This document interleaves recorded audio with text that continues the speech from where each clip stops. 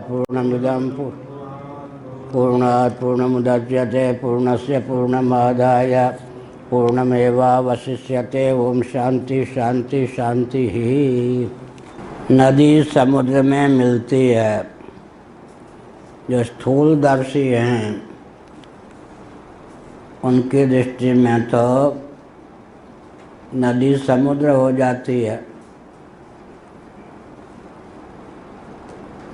लेकिन सूक्ष्मदर्शी इस बात को समझ सकते हैं कि यदि दो वस्तुओं में स्वभाव सिद्ध भेद है तो किसी भी प्रकार से दोनों को एक नहीं कर सकते। खिचड़ी पाते हैं ना, चावल, ये डालमा नहीं, खिचड़ी चावल दाल ये सब डालते हैं ना, सब मिला देते हैं, लेकिन चावल के चावल दाल के दाल फिर भी विभाजक रेखा तो मिलने पर भी रहती है। नमक के स्थान पर नमक अपना अपना। समुद्र मिल गया, समुद्र में मिल गई कोई नदी, मान लिया गंगा जी की मिल गई, तो उस नदी के जल के परमाणु समुद्र के जल के परमाणु में भेद रहेंगे या नहीं? परमाणुगत भेद जब बने रहेंगे तो नदी और समुद्र में एकत्व कहाँ से होगा? समुद्र का अंश गंगा जी को सिद्ध करना कठिन होगा, तो वहाँ अंश अंशी भाव नहीं है, दोनों में भेद स्वभाव से है। कालांतर में प्रवाह को लेकर अभेद हो जाता है। लय स्थान समुद्र है और लीन होने वाली गंगा जी हैं, वो भी समग्र गंगा नहीं। जितना अंश गंगा जी का समुद्र में मिलता है उतने में, लेकिन उसमें अगर हम कहते हैं कि गंगा जी नहीं बची, गंगा जल नहीं बचा समुद्र में मिल करके, तो गंगा जल का नाश हुआ या गंगा जल का समुद्र के जल से अभेद हुआ? कल आया था, नाश हुआ ना, तो नाश का नाम अभेद नहीं है ना। अगर आप मानते हैं, कोई मानता है कि गंगा जी नहीं रह गई, अपने नाम को सर्वथा खो दिया, समुद्र का नाम ही गंगा जी का नाम हो गया, समुद्र का रूप ही गंगा जी का रूप हो गया, यह ना। तो जिसने अपने नाम रूप को खो दिया उसका तो अस्तित्व ही नहीं रहा, तो विनाश का नाम ऐक्य थोड़े है क्या? विनाश का नाम एकता थोड़े है। और अगर गंगा जी बच गई तो गंगा जल के परमाणु और समुद्र के परमाणु में भेद बने रहेंगे। जब परमाणु में भेद रहेंगे तो उनके पूंजीभूत स्वरूप को लेकर या आरंभवाद के अनुसार गंगा नदी को लेकर समुद्र, महानद को लेकर समुद्र को लेकर, फिर वो जो भेद होगा, अभेद होगा, औपचारिक होगा, गौण होगा, वास्तविक तो होगा नहीं। इसीलिए जो दो वस्तुएं परस्पर भिन्न हैं, अब कोई कह सकते हैं कि पारद में सुवर्ण का योग होने पर पारद का शिवलिंग है, सोना खा जाए लेकिन उसके वजन में वृद्धि नहीं होगी, सुवर्ण धातु का पृथक से दर्शन नहीं हुआ, तो ऐक्य हुआ या विलोप हुआ या अंतर्निहित भेद बना रहा? ऐक्य हुआ या विलोप हुआ या अंतर्निहित भेद बना रहा, कोई तो एक मानना पड़ेगा ना। ऐक्य हुआ तो कैसे हुआ? अंतर्निहित भेद विद्यमान है। अगर वो सोने का विलोप ही हो गया तो नाश हो गया, नाश का नाम तो एकता नहीं है ना। इसीलिए भगवान शंकराचार्य जी ने ममई वांशो जीवलोके जीवभूता सनातनः, यहाँ पर सनातन शब्द को मुख्य माना। सनातन शब्द को मुख्य मान करके अब अंश टिक नहीं सकता है, तो अंश के आगे शंकराचार्य ने भाष्य में क्या लिख दिया? इव। जीव ब्रह्म का अंश हो ही नहीं सकता है, तब क्या है? अंश इव, अंश सदृश। क्योंकि अंश मान लेंगे तो सनातन शब्द डगमगा जाएगा। सनातन को मुख्य ध्रुव बिंदु रख करके फिर क्या किया? अंश के आगे इव का अध्याहार किया। तुलसीदास जी ने अनुवाद किया, ईश्वर अंश जीव अविनाशी। अविनाशी सनातन का अर्थ कर दिया अविनाशी, वहाँ भी अंश अविनाशी कह दिया, तो अंश बनेगा क्या? अंश सदृश बनेगा। गुलाब का या गेंदे का एक पुष्प लिया, ठीक है, इसके एक एक दल को ऐसा कर दिया, एक एक दल अंश हो गया, वो भी नश्वर हुआ या नहीं? और गेंदे का फूल भी नश्वर हुआ, अंशी भी नश्वर, अंश भी नश्वर। मिश्री के एक डली लेकर ऊपर से जोर से पत्थर पर पटक दिया, मिश्री के डले विकीर्ण हो गए, रवे विकीर्ण हो गए। अब मिश्री डली भी गई, रवे भी। इसका मतलब क्या हुआ? अंश भी नश्वर, अंश भी नश्वर हो जाएगा। इसलिए वास्तव में अंशी नहीं है भगवान, और जीव उनका अंश है नहीं, अंश इव। इसीलिए भगवान शंकराचार्य जी ने इव का अध्याहार किया, वो अंश वाली बात आगे आएगी। अब ये काशकृष्णीय मत को लेकर के कुछ आचार्य, भास्कराचार्य आदि, औडुलोमी आस्मरथ्य के सिद्धांत या मत से सहमत न होकर भगवान शंकराचार्य के सदृश ही काशकृष्ण जी के मत से सहमत होकर भी अंश और अंशी की भावना व्यक्त करते हैं। उनके यहाँ जो अंश और अंशी है, इस पर अब विचार करना चाहिए। वहाँ विलय पर विचार हुआ, अब अंश अंशी पर विचार हो रहा है। दो पर विचार हो गया ना, आस्मरथ या औडुलोमी को लेकर। वंश ब्रह्म का सर्वांश या आंशिक परिणाम है जीव, ये माना। और दूसरा क्या माना कि वास्तव में अभेद हो जाता है, पूर्व सिद्ध भेद बाद में अभेद हो जाता है। दोनों पक्ष का निराकरण कर दिया।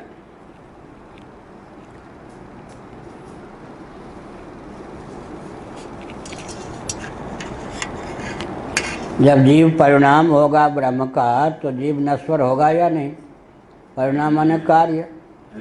तो जीव को जो मोक्ष मिलेगा वो कहाँ से शाश्वत हो जाएगा? जब जिसको मुक्त होना है वही नश्वर है, तो मोक्ष कहाँ से शाश्वत होगा? तो अपने अस्तित्व का नाश ही का नाम मोक्ष थोड़े होता है। आविद्यक बंधन मानेंगे तो अविद्या की निवृत्ति होगी, तो ठीक है। बाकी कितने भी पैतरा चलावें अविद्या या माया से बचने के लिए, वहीं जाकर अविद्या या माया बैठ जाएगी। उसको बैठने नहीं देंगे तो वो जितने आपका सिद्धांत है सब पर पानी फेर देगी, कहेगी कि हमारे अलावा कोई यहाँ बैठने योग्य है ही नहीं। अविद्या अभी विचित्र है, किसी और बात को पनपने नहीं देगी। पनपा लीजिए, उसमें कहीं ना कहीं इतना भयंकर दोष सिद्ध होगा, अंत में नतमस्तक होकर अविद्या देवी को मानना ही पड़ेगा। आविद्यक बंधन है, हो गया। मायिक बंधन है, हो गया। मायिक का मतलब वास्तविक है ही नहीं। अविद्या माने तत्वता जिसकी विद्यमानता न हो, माया जो है ही नहीं। ये तो काशकृष्णीयमेव मतम आस्थाय जीवम परमात्मनोम समाचक्षु, बहुत छोटा अक्षर है। तेषां कथम निष्कलम निष्क्रियम शांतम इति न श्रुति विरोध है। भगवान भाष्यकार के भावों को वाचस्पति मिश्र महाभाग अपने शब्दों में गुम्फित करते हुए कहते हैं, ये तो उन दोनों से विलक्षण औडुलोमी और आस्मरथ्य के विचार से विलक्षण विचार वाले काशकृष्णीय मत को ही मानने वाले, उनके मत में आस्थान्वित मतम आस्थाय, उनके मत में विश्वास करके आस्था करके जीव परमात्मा का अंश है, इस प्रकार से डंका पीटते हैं, घोषणा करते हैं। इस प्रकार की मान्यता को बनाकर उसका कथन करते हैं। उनके मत में एक श्रुति आ जाती है रोड़ा अटकाने के लिए, वो क्या है? निष्कलम निष्क्रियम शांतम निर्वध्यम निरंजनम, यह श्रुति। निष्कलम शब्द है। अब क्या करेंगे, यह जो निष्कल शब्द है ये तो अंश को सिद्ध होने ही नहीं देगा। तब वो कहते हैं भाई निष्कल में कल कला अवयव का निषेध है, ब्रह्म सावयव नहीं है। ये तो ठीक है, लेकिन जीव उसका अंश हो सकता है। जीव अंश का प्रतिषेध निष्कल के द्वारा नहीं किया गया है, अवयव का प्रतिषेध किया गया है, वो ऐसा मानते हैं। ये क्या है, निष्कलम निष्क्रियम, निष्कल है, निष्कल है। निष्कल है माने कला, अंश को भी तो कल ही कहेंगे ना। तो भागवत में आया ये सब क्या है, भगवान के कलावतार हैं, अंशावतार हैं, अंशावतार। तो कहते अंश के अर्थ में कला को हम मान सकते हैं, माने अंश के अर्थ में मान सकते, अवयव के अर्थ में नहीं। अवयव मानते तब दोष होता, हम तो अंश मान रहे। इसलिए यह निष्कलम जो श्रुति है अवयव का खंडन करती है, अंश का खंडन नहीं करती, ऐसा मानकर वो चलते हैं।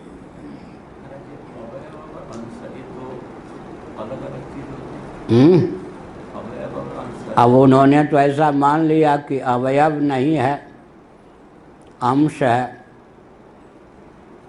भगवान सूर्य जो हैं आकाश में, सूर्य का प्रतिबिंब उनका अवयव है या अंश? मुँह से बोलो। हाँ, अवयव तो नहीं ही है, हाँ, अंश भी नहीं है, लेकिन अवयव तो कतई नहीं है, बिल्कुल नहीं है। क्या अवयव तो बिल्कुल नहीं है ना, अवयव नहीं है किसी अंश में। प्रतिबिंब का अंश बिंब होता है, औपाधिक अंशत्व का आरोप करके कह सकते हैं। उपाधि की अनिर्वचनीयता मान लेंगे फिर बात शंकराचार्य वाली हो जाएगी, लेकिन कथनचित अंश मान भी लें तो अवयव तो नहीं मान सकते ना। क्या अंश, प्रतिबिंब बिंब का अंश होता है या क्या होता है?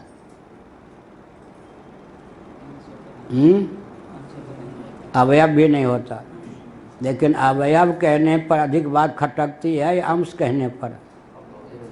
हाँ, तो जो बात ज़्यादा खटकती है उसको हटा दो, कम खटकती है पहले रहने दो।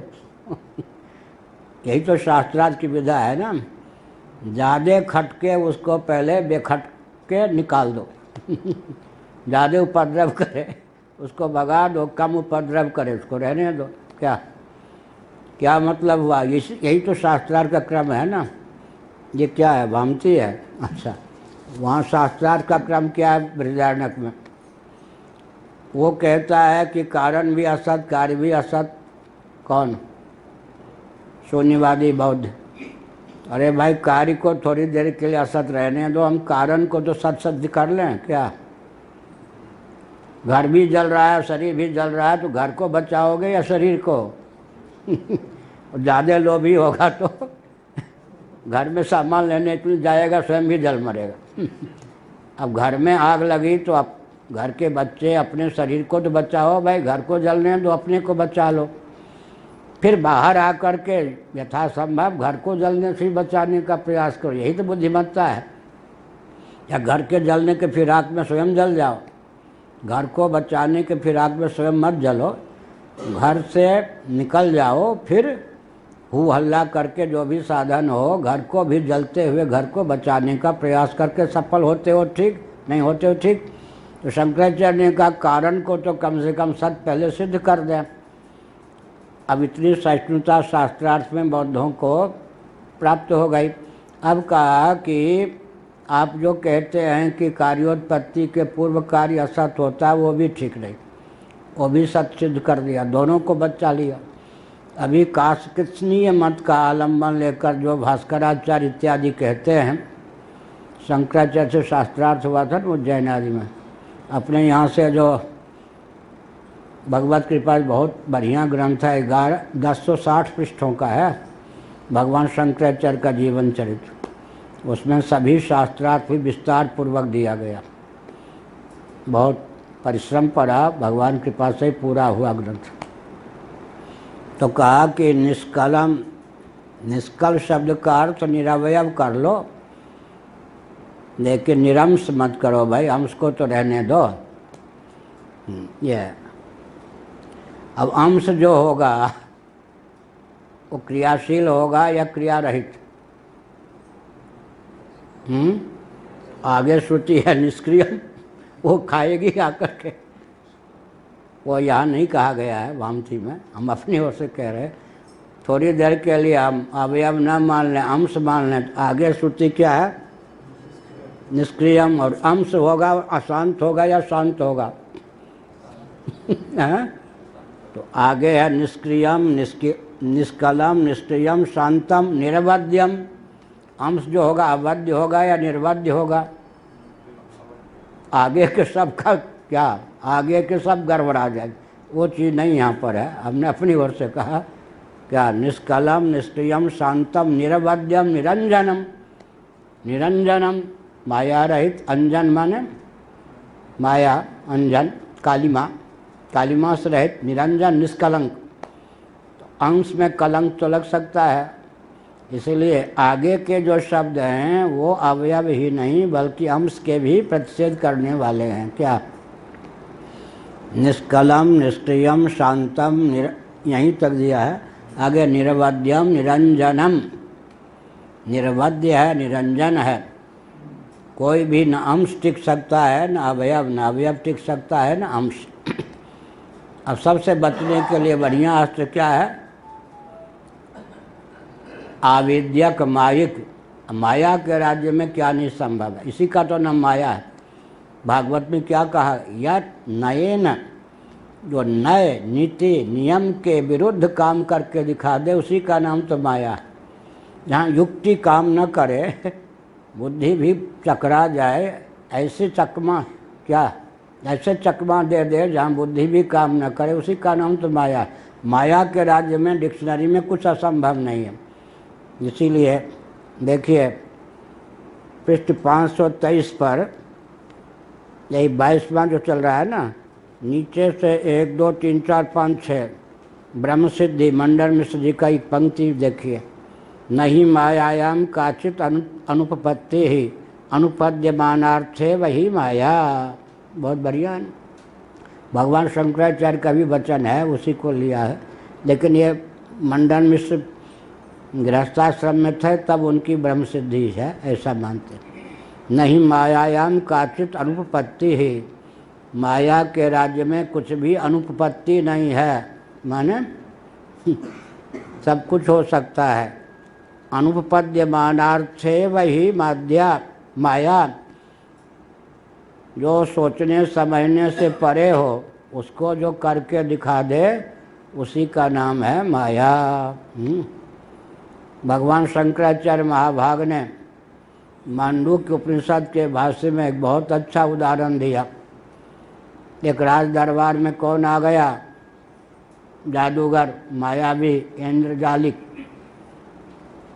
राजन, हम कुछ चमत्कार दिखाना चाहते हैं, हमने सुना है कि आप हम लोगों को बहुत मानते हैं, कला वालों को। हाँ भाई, अमुक दिन आना, इतने समय आना, सब हम लोग बैठे रहेंगे, चमत्कार दिखाना। पत्नी के सहित तो जादूगर आया, भगवान शंकराचार्य ने लिखा। और हमारे पूज्य गुरुदेव थोड़ा विस्तार करके उस कथा को बताते थे। उसने कहा, राजन अब हम आपको जादूगरी दिखाएंगे। ये मेरी पतिव्रता धर्मपत्नी, ये इसी सभा में दर्शक बन के रहेगी। हमारी पतिव्रता सुरक्षित रहे, आप धार्मिक राजा हैं। अब चमत्कार हम दिखाना शुरू करते हैं। उसने माया से एक रस्सी फेंकी, बिना किसी सहारे के ऊपर ऐसे लटक गई। रस्सी एकदम बिना सहारे के टिक गई। जैसे हमने बताया था ना, एक जगदम्बा नाम की एक कोई लड़की थी जो चुड़ैल हो गई, तो हमको दिखी, ऐसा फेंका बिना सहारे की रस्सी, एकदम झूला बना लिया।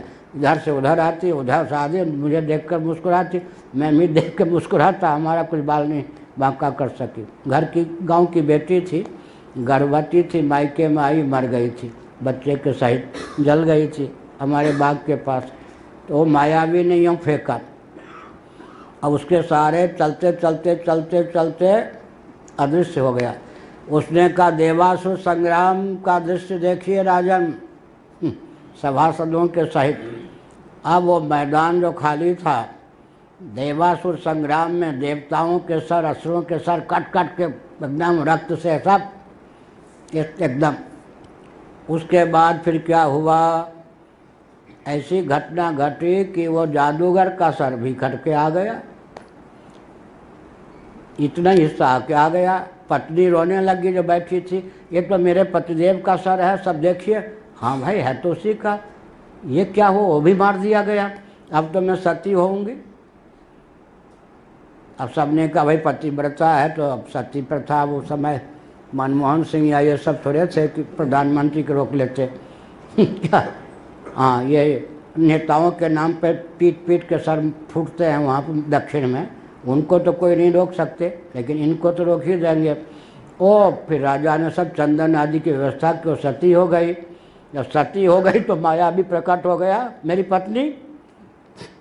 अरे भाई तुम तो कट गए थे, वो तो सती हो गई। ये तो बहुत बेईमानी की बात है। हमने कहा था ना कि आप धार्मिक राजा है। अब सब के सब खुजलाने लगे सर, ये क्या हुआ। तो पत्नी जो गई तो कहा राजन कष्ट मत कीजिए, ये रही पत्नी, ये राम है। न पत्नी जली न मेरा सर कटा, हो गया ना माया। माया के राज्य में कुछ असंभव नहीं। बात समझ में आ गई। वहाँ क्या कहा, तो निष्कलम निष्क्रियम शांतम इति न श्रुति विरोधः। कथम कथम, भला इस श्रुति से विरोध क्यों नहीं है। तब का निष्कलमिति सावयवत्वम व्यासेधति न तो सांसत्वम। यहाँ जो निष्कल शब्द का प्रयोग किया गया है वो सावयवत्व का प्रतिषेध करने के लिए है, सांसत्व का प्रतिषेध करने के लिए नहीं। अर्थात ब्रह्म जीव का अंश हो सकता है, अवयव नहीं। अवयव होने पर नश्वरता की प्राप्ति होती है,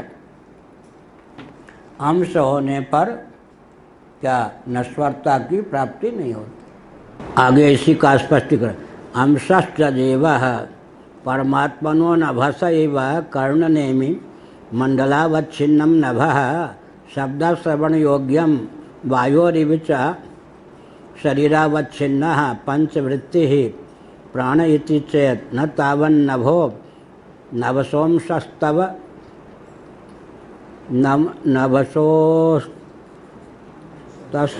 तस्मात् तत्वात्। अच्छा, बहुत छोटा अक्षर है। अंश तो जीव है जी, परमात्मा का अंश है। जीव किसका अंश है, परमात्मा का। ममैव अंशो जीवलोका। भगवान ने मम के साथ एवकार का प्रयोग क्यों किया, किस मत का निराकरण करने के लिए। ममैव अंश, चार्वाक मत का। कहाँ भगवान से, एक हमारा कोई ग्रंथ है छोटा सा गीता पर, किस मत का कहाँ निराकरण किया है गीता में, किस मत का कितने अंशों में समर्थन किया है, इस पर है बहुत बढ़िया कोई ग्रंथ है।